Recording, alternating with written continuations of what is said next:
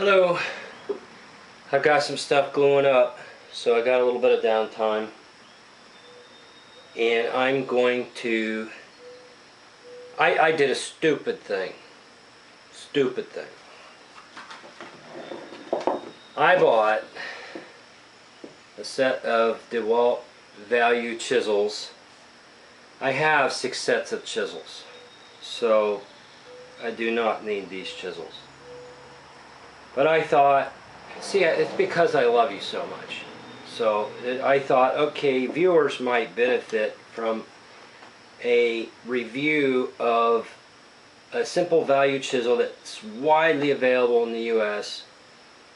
What would be my impressions of this? And that's what it's going to be, is initial impressions. I can't review it, and I wouldn't trust any reviewer that takes something out of a package and then does a review. You need to live with it 6 months. You need to work with it a few months, a few projects. You need to sharpen it once. I'll be sharpening these right off the bat because that's proper. There is no such thing as something coming out of the package and being ready to go, sharpness-wise.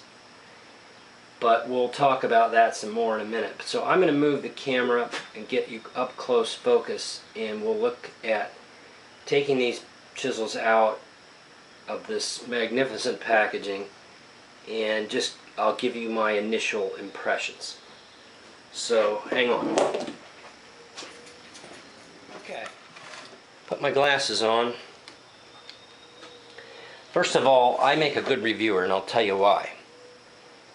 After not only 33 years, 34 years of work in construction, 26 or 27 in cabinet making and furniture, but really over 40 years, if you go back to my teen and preteen years of using tools, I span a 40-plus year period of using American-made tools, and I have a pretty good hands-on experience with a wide spectrum, not only of tools themselves, but the historical making of tools, in which they've changed dramatically from nearly everything being good and quality, and even the handyman value lines being better than often what we buy today, but all the way up to premium tools, which we can't get today anymore. Certainly not at widely available premium tools. So I make a good reviewer. Secondly, I make a good reviewer because I don't owe anyone a penny. If I want to say something bad about these, I'll say it in a New York minute. And if I think something's good, I'll say it. So I think that makes for a good format from which to review something. And then, as I said, I'm not really going to do a review. I will revisit this set of chisels after some use and let you know how I think the edge holds. I do not expect to take these out of the package and them be sharp and ready to use. That's an unreasonable expectation. That's not even something I would want. I want to take them out. I want to sharpen them. I want to put my own edge on them. I want to know how they're ground though. And so we'll take them out and look at them. But first I want to show you, it's a 4-piece set. It's branded by DeWalt, which is an old American company and has seemed to have merged somewhat with Stanley in the way I see some identical tools branded one way and then branded another, and they look to be identical to me. So I don't know what we're talking about in terms of the corporation itself. But I know this is an old American name. What I love about these, though, it says, made in Sheffield, England, with global components. Right here. It has the British Union Jack flag there. And when I see Sheffield, my natural reaction, being 53 years old and knowing that name, I perk up. Anything out of steel, any edged tool, when I see Sheffield in the same sentence, I perk up, because that means something to me. That means that is a quality name which will take an awful lot to undo at my age. So that catches my eye. Now, it says made in Sheffield, England with global components. Well, I don't know what that means. I don't know what we're talking about. So all I know is I'm not getting a chisel from communist China, I think. And I don't have any axe to grind against a one-on-one with any Chinese person, but I really don't love sending all our US dollars over to communist China. And I especially don't love what I get in return for it sometimes, although their quality is improving. And I blame not them, I blame the American companies that do business with them. But anyway, this is a whole nother animal here. Made in Sheffield, England with global components. So we'll take that off. It says guaranteed tough, limited lifetime warranty. Well, I don't know what that means. They know, the people that put that stuff on packaging, they know that less than 2% of buyers ever try to make a warranty claim. So they kind of know or take for granted that's potentially a hollow offer. I'm not saying it is, but it is potentially a hollow offer, a worthless offer, because they know nobody's going to mess around with a warranty claim on $30 chisels. Now Sears used to be, you take them back to the store, you got them, by gosh, you got another set of chisels, no questions asked. Supposedly Lowe's does that with their cobalt tools because they're the only ones that offer cobalt, so they can't wonder where you got them. They know you got them at Lowe's and they've put their name on it, and supposedly the cobalt tools have that kind of warranty. With these, I have no idea what that warranty means. I'd have to read all this gobbledygook on the back, and it does say this, I shouldn't have tore it up so quick, but it says, if a product fails to perform due to defects in material workmanship, we will replace it, meaning the DeWalt company. Proof of purchase is required. Warranty is not transferable. See DeWalt.com for details. So I'm assuming you have to have your Home Depot receipt, package these up at your cost, send them at your cost, and then I would presume and have every confidence that DeWalt would make good on the chisel. I doubt if they'd ask any questions, and they probably, if you do something stupid with these chisels, they will probably give you new chisels. So I'm not trying to besmirch their name or anything. I'm just saying they know that less than 2% of consumers ever do that. Now the packaging, they actually are individually connected to this. Okay, I got to interrupt this, so let's start back. These individual packages are connected to this plastic holder. It's not unthinkable that you would keep these or hang them. What they have is they have this, it's the only thing holding it. They're actually surprising me because it's possible to get them out in the store even. And thievery being what it is, it surprised me that it's not packaged more difficult to get loose. Although it's taken me pliers to break this free. That's the thing in America. We're hell on packaging. We don't make anything real good, but we sure are hell on packaging. But that's what it takes to get it out. I did one like that yesterday, so I don't know why the first one was so hard. Probably cut myself getting it out of this packaging. Yeah, I can't do that one. Pliers make it easy. It wouldn't be unthinkable though to keep this, and then when you hang it on the wall you'd pop this off. Well, I wonder. I'm struggling a lot, so I'm going to take back that statement because that's awful hard to undo that. So I'm seeing this as being trash right off the bat. There's nothing there worth salvaging or worrying about.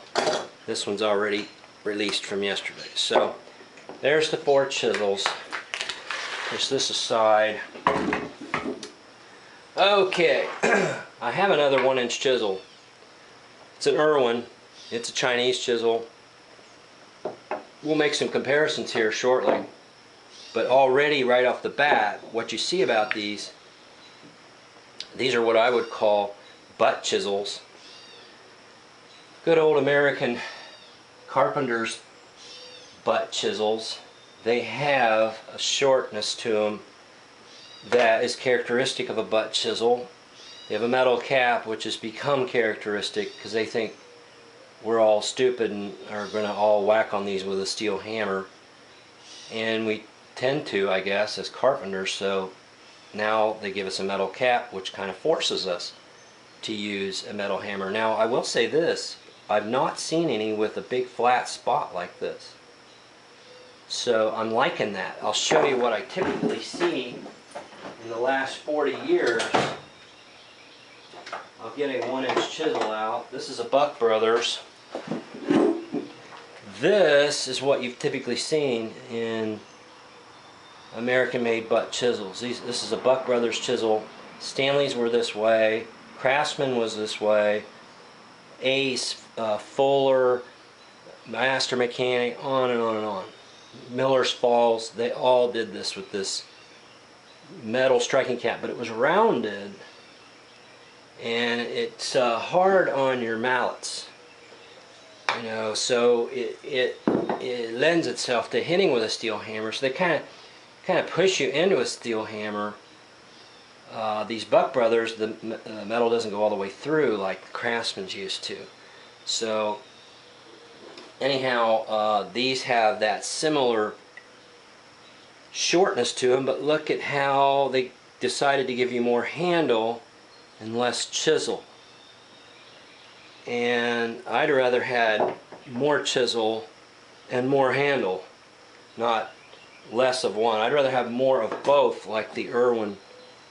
Irwin gives you a healthy sized handle and gives you much more length even than the Buck Brother or any of the other butt chisels. These are actually more like true furniture and cabinet making chisels. They have enough length to begin to do some paring because they have enough reference surface to do that. So the Buck Brothers are shorter yet, and Stanley's and old Craftsman, and now look at these are really short. So that's a downside for me personally. Some people that may not bother. You know, this reduction in reference surface means a lot to me, but some people, certainly carpenters, chopping out butt mortises for butt hinges and other, you know, rough tasks that they do on building construction, they're not going to care probably. But now one thing I like as I look at this is huge, and yet if we measure the angle, it's 25 degrees. I set this to 25 because I suspected that's what it was, and it's exactly what it is. So it's still a 25-degree angle, just like this, but it looks huge compared to that, almost double the size. And the reason being is if you measure the thickness in millimeters, the thickness of the chisel right at the top of the bevel is over 6 millimeters. And on the Irwin, it's way under that. It's just over 4 millimeters. So there's 2 whole millimeters more steel thickness here. So what they lack in length, they're not really shorting you in steel because they have packed a lot of steel into this short, stout length. So what that's telling me is that on shallow mortising in furniture construction with small mortises, certainly the quarter is looking like a pretty stout chisel, and certainly looks like it could take abuse adequate to do small mortises in furniture, which I don't even consider abuse if done properly, and I have other videos on that. Half-inch mortises are getting pretty large for furniture mortising, but that's possible. The problem with these sets is they never offer a 3/8, and I have that Buck Brothers set, and they don't even make a 3/8. I have every size they have except the 2-inch, but they don't offer a 3/8. So I can't even get a 3/8 chisel. The Marples offers a 3/8, and I have it. I bought the 4-piece Marple set, same sizes, 1-inch, 3/4, half, and quarter for $29, same price. That's why I think it's a fair comparison. But one unique thing about the Irwin Marples chisel, you can go, as I did on Amazon, buy the 4-pack for $27 or $29, then begin to also search and find the individual sizes, which I did. I bought a 3/8, a 5/8, and an 1.25 inch chisel. They make an 1.5 inch and a 2-inch, and down to an 1/8, which I'd love to have the 1/8 inch, and I don't. And I don't care about the 2-inch in any chisel because I have never needed a 2-inch chisel. But Irwin makes it and offers it. Buck Brothers offers it, but I don't have it.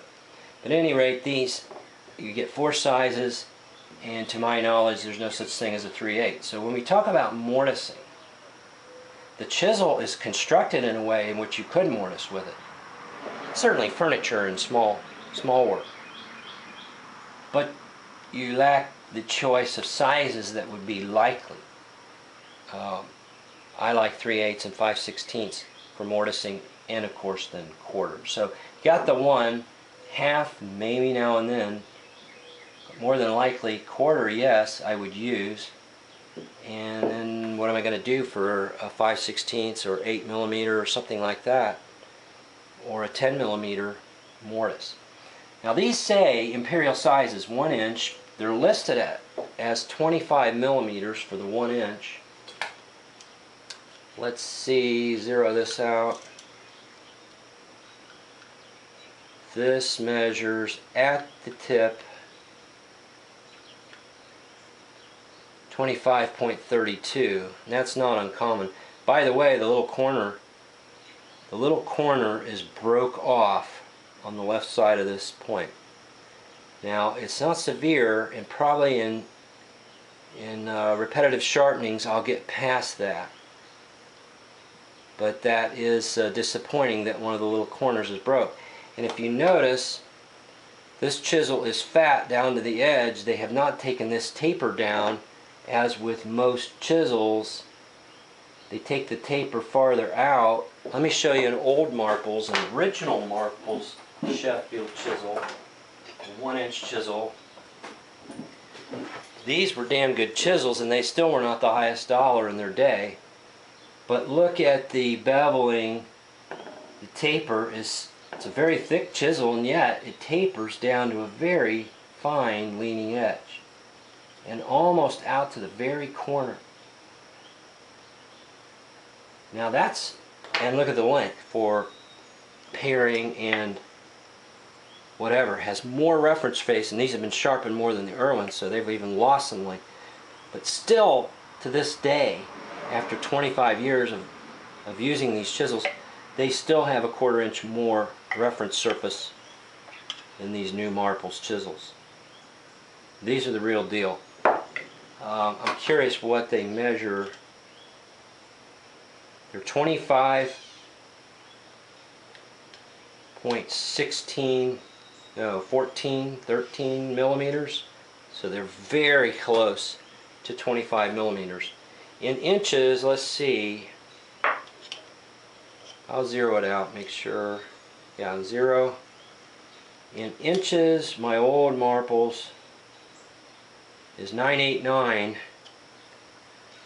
The new DeWalt is 997. So this is very close to true imperial size of 1-inch. Very, very close. Let's see what this newer Marples is. It's right on. My caliper is reading dead on 1-inch, which is actually unexpected for me. Let's look at squareness.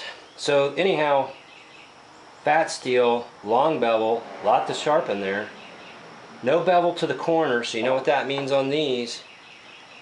They will not be as good for dovetail work and getting them into tight spots, but they'll be nice for shaving and cutting tasks and curving tasks.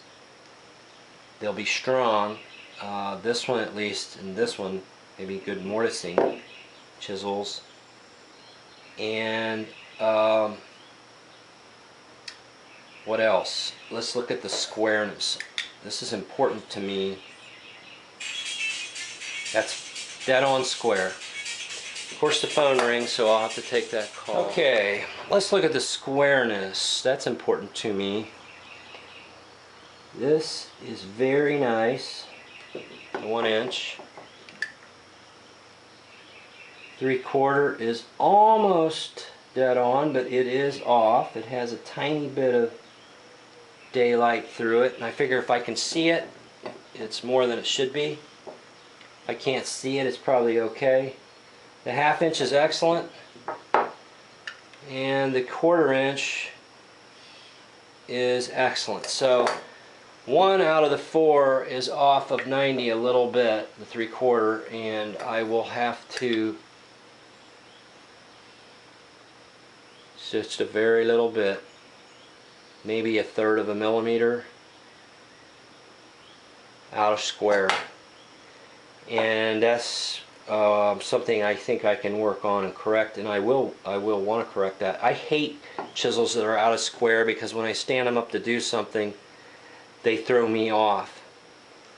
You feel it a lot in mortising.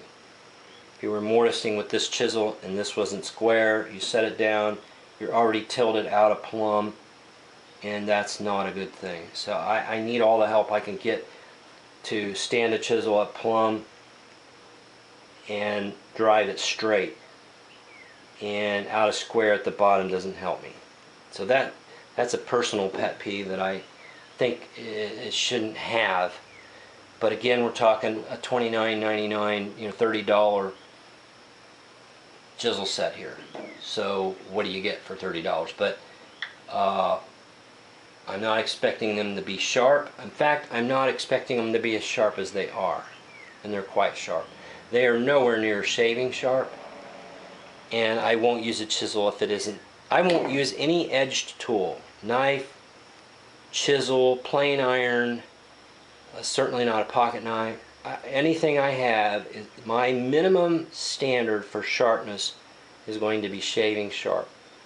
And you can be sharper, you can be considerably sharper than shaving sharp. But the minimum standard I would set for an edged tool is shaving sharp. Now when I'm working with planes, they get less than that, and I continue to work to a point, and then when enough's enough, I stop and sharpen. But even a layout knife, like this is a kitchen knife converted to a layout knife. This is shaving, absolutely shaving sharp.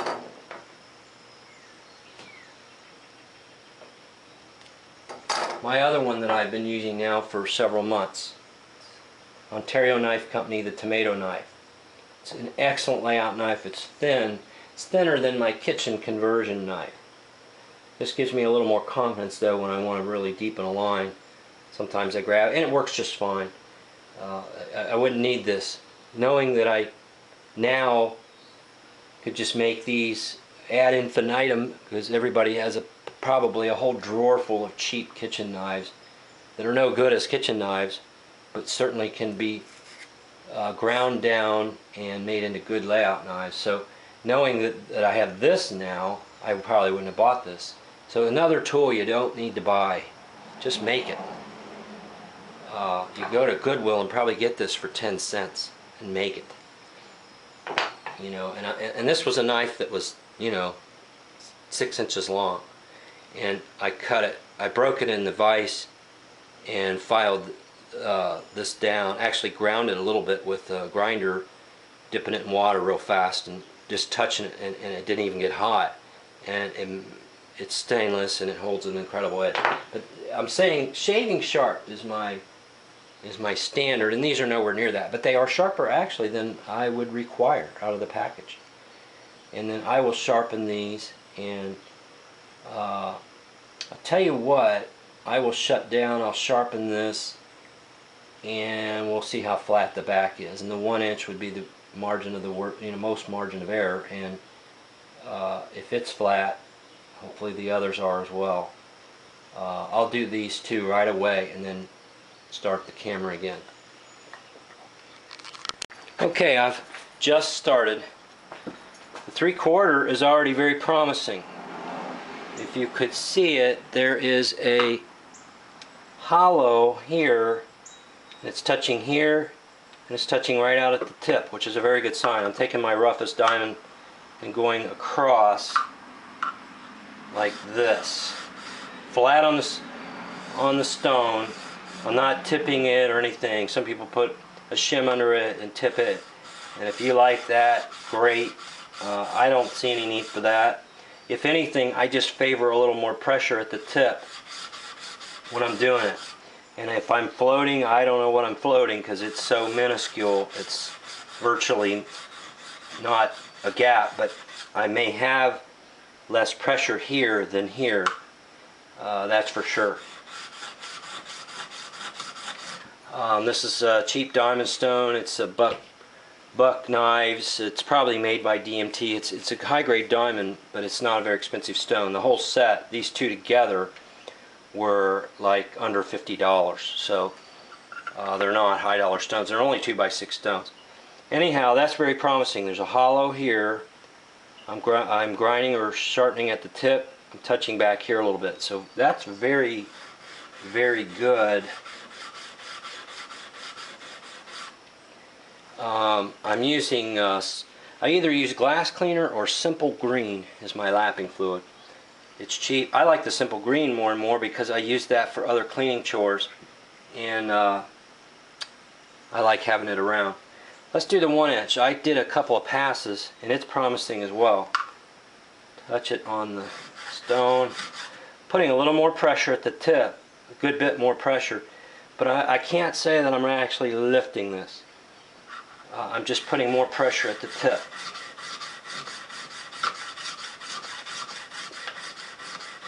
All these tools probably have some kind of lacquer coating on it. This just rubs that right off. If I had lacquer thinner here, I'd test rubbing it on there and see if something comes off. But anyway, very good sign. Here's a hollow touching out here, out at the tip. Not as good as the 3/4, but we're real close.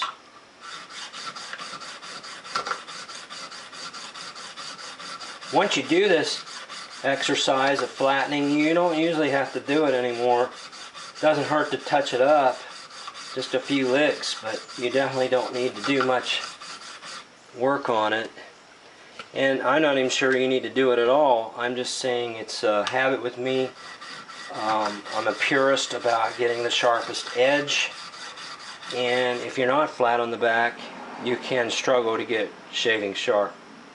I'm almost completely got scratches out at the tip. It bugs me that that little corner is broke off and came that way out of the package.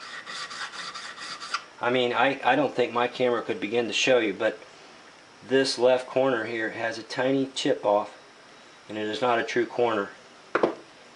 And for paring, what little you could do with a short chisel like this, that bothers me because that's maybe the corner you're driving into your material to remove.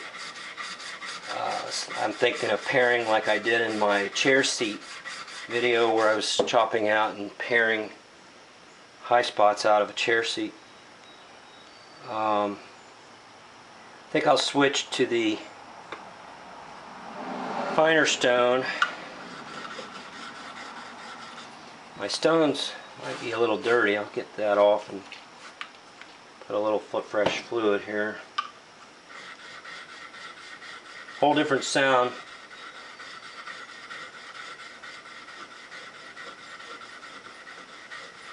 I like the feel of the handle. My initial impression on that is very good. I like the thumb rest. I don't know how much I'd use that, but I like it. They're oblong, so they're not going to roll. They can't roll off of a bench, And that's important to me. I think that that's a good feature and very desirable in chisels, that they don't roll off a bench.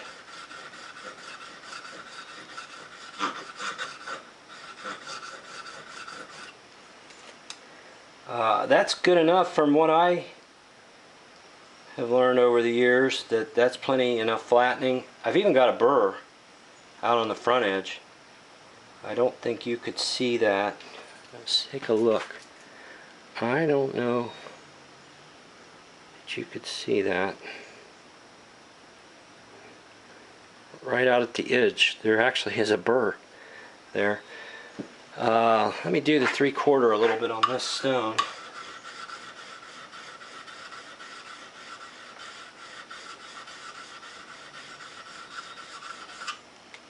And I think that's plenty good to call it quits. If you can see that elliptical shape there, means that's a hollow, and we are flat here and here, and that's a good sign. We're at least as flat as my stone is. That's a good thing. Now let's sharpen. I'll take the 1 inch and get rid of that burr a little bit. Now this huge reference face, I say reference face, it's the bevel. It now on the stone becomes a reference face, and that huge size makes for easy to set and hold the angle. And I do not sharpen normally a secondary bevel. This chisel would be possibly a candidate to do that, just to avoid having to grind all this material off of there. So I'll have to think about that, but I normally don't like to do that. Here again, we're seeing a hollow. Get the light right. If I could get my light good. Right in there you might be able to see there's a big hollow here. I'm touching here and around the perimeter, not touching out here. I'm touching on the edge though. So that's fascinating. There's so much surface there that we begin to think about flatness on that surface.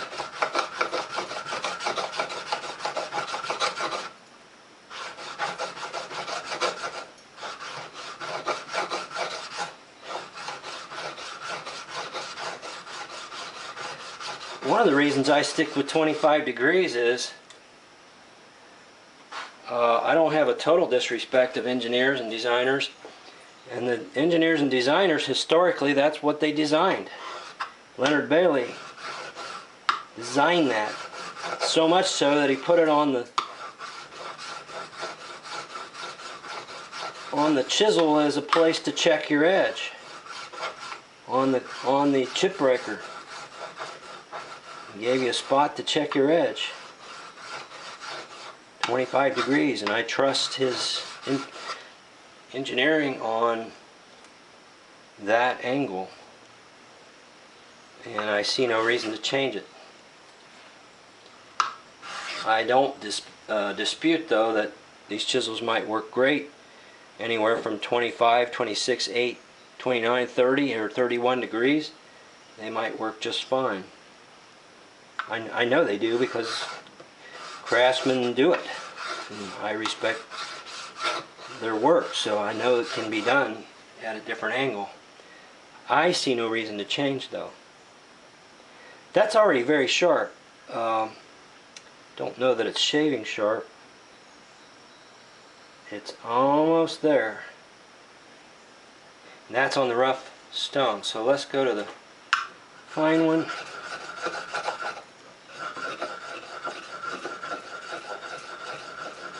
Tell you what, I'll turn it off. You've gotten a little sampling of my sharpening technique. It's nothing new. It's pretty conventional.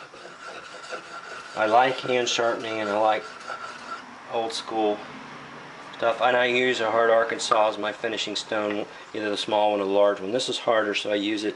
I like the large one too, though. And by the way, I don't think you'll see this very often. The simple green works fine on a natural stone. We're always told, I usually even say, use a solvent product or an oil.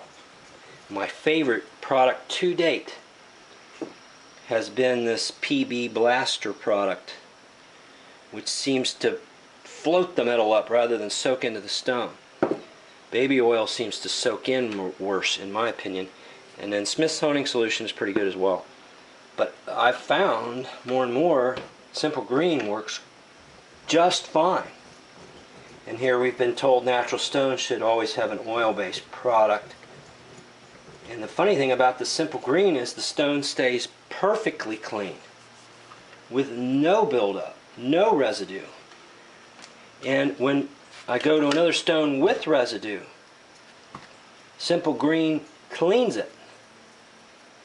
So now it's pulling up residue. And I find that fascinating. And I don't know what to make of that, but I know it works just fine as a lapping fluid. A little bit on there.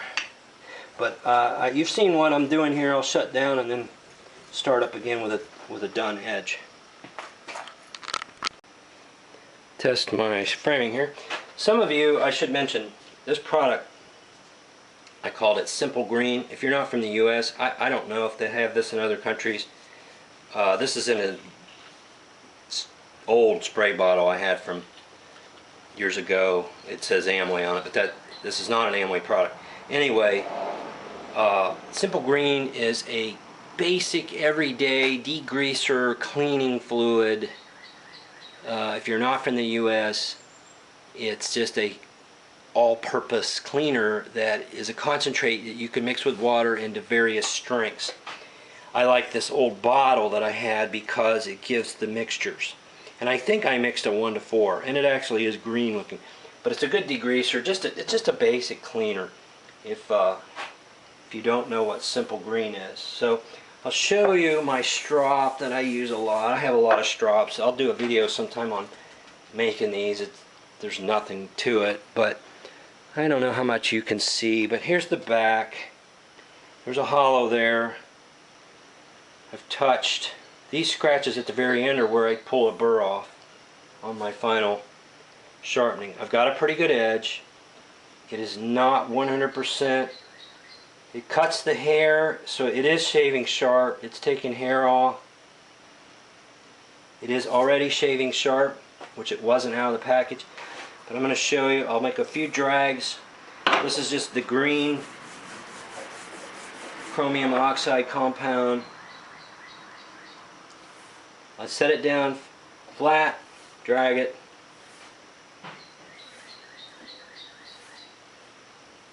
I don't do very many strokes this way, maybe 10. I'm not looking to get mirror sharp or anything. I just do them because it feels like the right thing to do. I am very careful not to push too hard here and cause this to roll. Definitely, that would be disastrous to roll in from the back. Rolling in from the front can work, and is even debatable about whether you do or don't want to do that. Some people like a convex edge. It has its place in knife sharpening. Some people like it in chisels and plane irons. I actually try not to roll my 25-degree edge, although arguably you may want to. If you know more about sharpening than a pure novice, you may have your reasons for doing that, and you know, you may have chisels you want to experiment with it. Again, I don't necessarily want to roll this edge. There may be some reasons to want to do that. I will point out, I don't know if the light is good enough in the camera, but I sharpened all I needed to. I got to the edge. I was touching up in here, touching here, and touching down here, and there's a big hollow right here. So that has to do with this edge being out of 90, out of the package that I pointed out. Instead of being 90, it was like this. And there was a tiny bit of daylight between my square along this side. So that makes sense that this was leaning that way when I sharpened. In successive sharpenings, I will bear down more and begin to try to pull more of this material out of this left side, which should then tilt the edge back to a purer 90. It's so close that I'm not going to fuss with it right now, but definitely in the back of my mind, I'll sharpen this again in the near future. I'll use it a little bit. It'll get dull. I'll sharpen it, and I will begin to bear down more on this left side and try to get it into the purest 90-degree angle I can. But I'm looking for almost a mirror finish, if not a pure shiny mirror finish.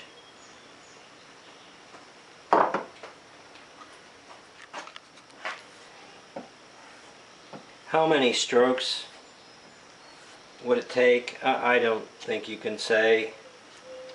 I've probably done 20 or 30 there, and this is very shiny, and this is very, I run out of hair to cut because I sharpen so much. This is extremely sharp, and it shaves the hair on the back of my hand like a razor. I mean, I don't know what to show you here. If you can even see it, it's just shaving off big fuzz balls of my hair, which I don't have much there. So that meets my needs for the shop. Now I'll do the 1 inch. Again, you've seen me strop. I don't know there's much reason to show you a lot of it. It's like showing somebody table sawing. I mean, you'll hardly ever see me do it. You might, but I just think it's boring to watch people be a machine operator. And then there's some things like this that, okay, you see it, a little of it, how much do you really need to see? I mean, you see my technique. I'm only using 2 hands because it helps me steady a good pass. And I got to do something with my other hand because I tend to move my hands around in the air and then I cut myself. Whenever you see me with a band-aid, that's probably what I did. I'm talking and I'm moving my hands and a lot of big ideas, and I'm expressive that way, and I move my hands and I'll have a sharp tool and I'll nick myself. I do it weakly. And so I found it's better for me to do something with that other hand that protects it. And so I like stropping like this. I'm not pressing very hard, I'm just trying to be precise. I press it here, I lean down, touch, and drag. Touch, drag. I'm trying not to roll, although like I say, there is a discussion about that. You can experiment with whether you want to begin to create a convex edge. You definitely don't want to roll the back. That will ruin your chisel. Now I haven't charged this since I started, but I'm going to do a few more licks, but I'm going to shut down because you've probably seen enough. I will show you this right there. Can you see? This one also has a big hollow in it. It's touching up here around the perimeter, tiny hollow on the edge, and along the edge. That's not necessarily a bad thing. It just shows that we are in fact refining that edge. It's better than the 3/4 chisel, and it's because this was a good 90 in my square. Is this one shaving sharp? Well, wow. It's just like if I was being prepped for surgery. I mean, here is a large fuzz ball of hair, which that's really great, right? That's really fun to watch. So it just proves it's sharp though. It takes a very, very sharp edge. Well, we've seen the chisel will take a sharp edge. Would it take and hold that edge is the question we'd have to save for a review. And a review, in my opinion, is something that can only rightly be done after a period of time of using the chisel and seeing how well the steel holds the edge.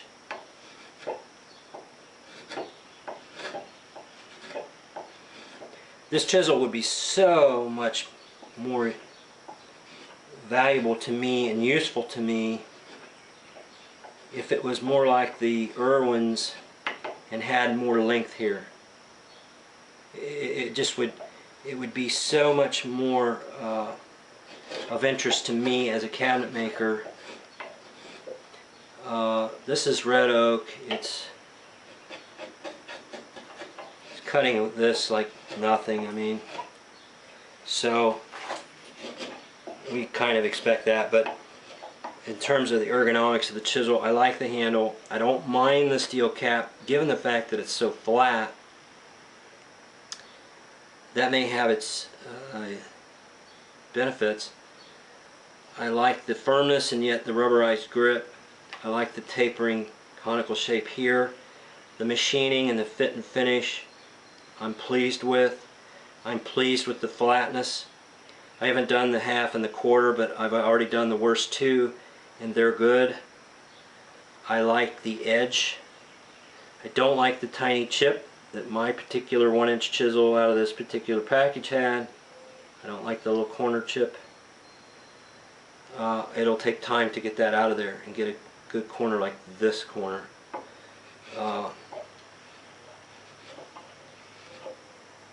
I probably, if I really bothered me enough, I probably wouldn't have sharpened it. I would put it back in the package and took it back and see if they would exchange the set for me. And then I'd need to see them, but you can't see them when you open them up. You cannot see them in the store until you open them. So, you know, when it comes to you like this, how can you get a good look at that edge? But I might have been able to see it, but I doubt it. So it's not very deep, so it's not going to be, maybe on the third or fourth sharpening it will begin to disappear. So I'm not stressing about it. Like I said, this is my 7th set of chisels that I don't even need, and I have 6 other sets. In reality, these may become true beater chisels. But the edge certainly is sharp enough. Whether it'll hold that edge, time will tell, and you can be confident that I will tell you if it doesn't. It's leaving a good surface.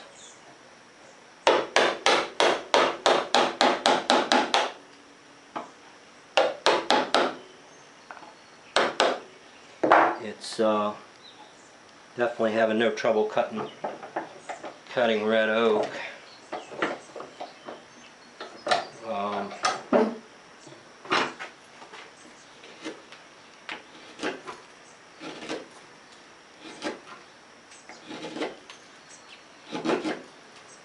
There's no evidence to me of the steel folding, which you will see in cheap chisels. A lot of Chinese chisels, you can finally manage to get an edge on it, and in the first few cuts it begins to fold, and that's a bad thing. It simply cannot.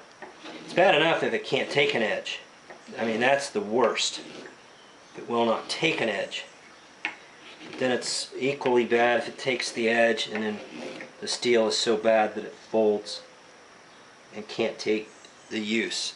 at the 25-degree angle that it was designed to have. So that's a total deal breaker. If it won't take a good edge, it's a total deal breaker. Clearly these can and have. So that's a good sign. So, you know, a lot of positive reviews on the internet about these, and I don't have a lot of negatives. I think this length is a negative for me. They'd never be serious cabinet making chisels for me because of that. They will never be serious furniture mortise chisels because of the lack of the size options. You know, all I get is a quarter, and I'm probably not going to use the half much. I need 3/8 and 8mm or 5/16, and they don't offer it apparently, and that's a downside for me. For carpentry, absolutely, these are good chisels. Based on my initial impression. So I'll keep you posted. I have good control of the chisel. Feels good in my hand, so but I'll keep you posted.